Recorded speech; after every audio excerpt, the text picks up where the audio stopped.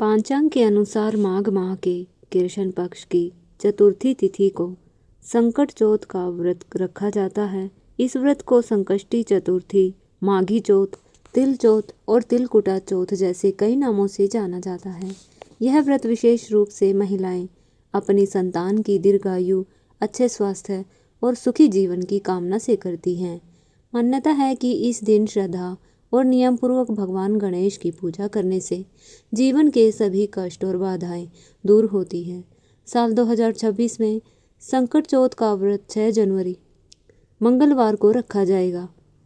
इस दिन चतुर्थी तिथि का प्रारंभ 6 जनवरी की सुबह 8:01 पर होगा और चतुर्थी तिथि का समापन 7 जनवरी की सुबह 6:52 पर होगा। व्रती महिलाएं पूरे दिन उपवास रखती हैं और रात्रि में चंद्रमा के दर्शन कर अर्घ्य देने के बाद ही व्रत का पारण करती हैं।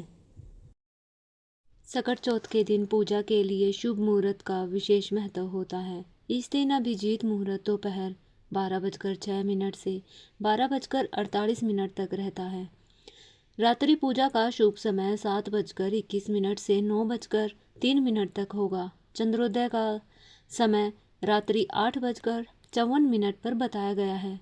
इसी समय चंद्रमा को अर्घ्य देकर व्रत पूरा किया जाता है। शास्त्रों के अनुसार भगवान गणेश को दुर्वा अत्यंत प्रिय है।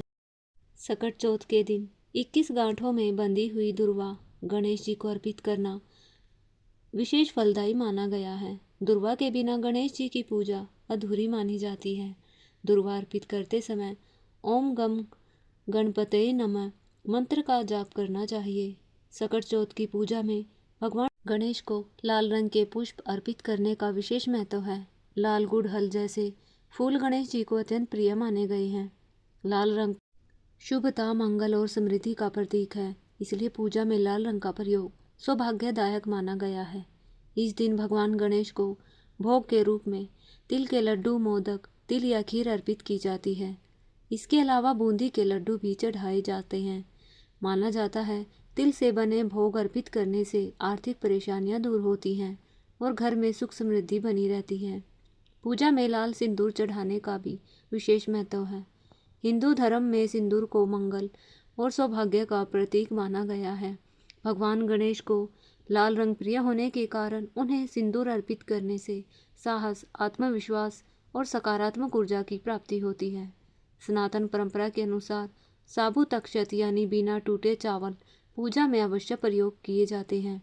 अक्षत के बिना गणपति जी की पूजा अधूरी मानी जाती है। मान्यता है कि साबुत अक्षत अर्पित करने से भगवान गणेश शीघ्र प्रसन्न होते हैं और मनोकामनाएं पूर्ण करते हैं। इस प्रकार संकट चौथ के दिन विधि विधान से पूजा, सही समय पर चंद्रमा को अर्घ्य और आवश्यक पूजन सामग्री के प्रयोग से भगवान गणेश की विशेष कृपा प्राप्त होती है और जीवन के संकट दूर होते हैं।